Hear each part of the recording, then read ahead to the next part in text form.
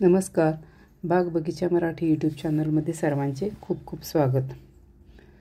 तुम्ही बघत आहात मी आज एक प्रकारचे खत झाडांना देते आणि हे खत थंडीमध्ये एवढं झाडांसाठी आपल्या उपयुक्त असतं ना, आणि करायला अतिशय सोपं, किमतींमध्ये अतिशय स्वस्त असं हे खत कसं तयार करायचं ते आपण आजच्या व्हिडिओमध्ये बघणार आहोत.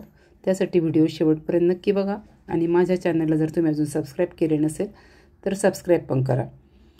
तर बघू आता आपण हे खत कसं तयार करायचं.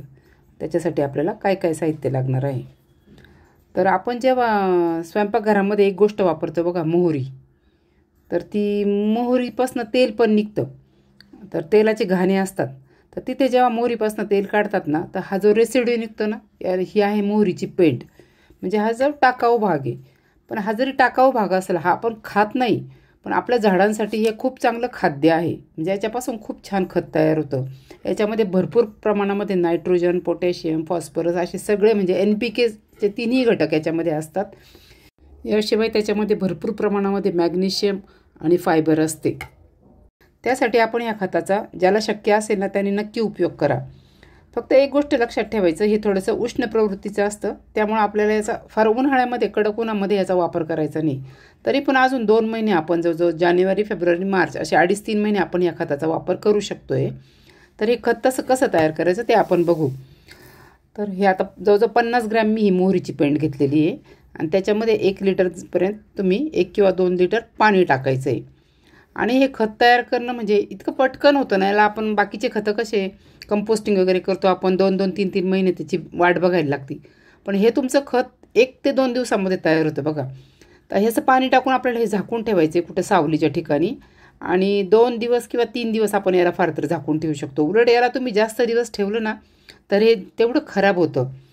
त्यासाठी आपल्याला याला 2च दिवस झाकून ठेवायचं. आता आज 3रा दिवस आहे बघा. हे खत आपलं तयार झालेलं आहे बघा. अगदी घट्ट द्रावण तयार झालेलं आहे त्याचं. तर हे आपल्याला आता असं नाही वापरायचं असंच्या असं.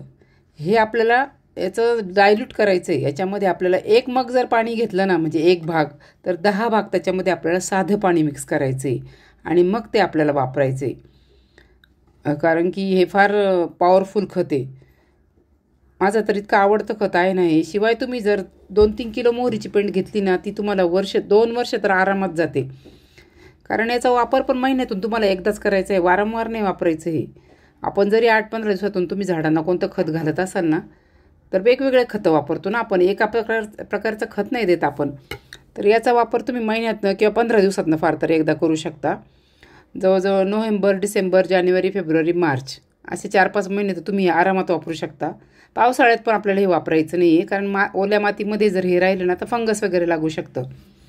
आणि याचे खूप चांगले रिझल्ट मिळतील बघा तुम्हाला. तुम्ही हे फळझाडं, फुलझाडं, भाज्या अशा सगळ्या प्रकारच्या झाडांसाठी, इनडोअर प्लांट्स, आउटडोअर प्लांट्स, म्हणजे सगळ्या प्रकारच्या झाडांसाठी तुम्ही वापरू शकता. कारण की याच्यामध्ये नायट्रोजनचं प्रमाण खूप असतं आणि झाडांच्या वाढीसाठी झाडांना प्रोटीन आवश्यक असतं. तसंच अन्न बनवण्यासाठी क्लोरोफिलची आवश्यकता असते. आणि प्रोटीन आणि क्लोरोफिल ह्या दोन्हीमध्ये ह्या नायट्रोजनचा खूप मोठा रोल असतो. नायट्रोजनची भरपूर प्रमाणामध्ये आवश्यकता असते. त्यामुळे असं जे वांगे, टोमॅटो, मिरची ह्या पिकांना तर एवढा उपयोग होतो ना ह्या मोहरीच्या पेंडीचा. हे भेंडीचं फूल बघा किती छान दिसतं, किती सुंदर दिसतं ना. हे फळ येण्याच्या आधी जे फूल उमललेलं आहे बघा. तर अशा प्रकारे तुम्हाला ह्याचा वापर करता येतो. शिवाय हे म्हणजे याचा उपयोग तुमचं आपले खताबरोबरच औषधं बनवण्यासाठी पण करतात.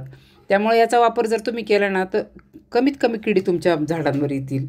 जास्त रोगराईपासून झाडांचं संरक्षण होईल. मातीमध्ये पण जास्त फंगस वगैरे लागणार नाही.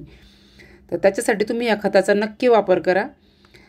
आणि हे अगदी तुम्हाला ह्या तेलाच्या घाण्यामध्ये सहज ही पेंड मिळून जाते. पण तुमच्या आसपास जर कुठं तेलाचा घाणा नसेल तर ऑनलाईन पण हे तुम्हाला अवेलेबल असते. अगदी 30 ते 40 रुपये किलोने तुम्हाला हे मिळेल.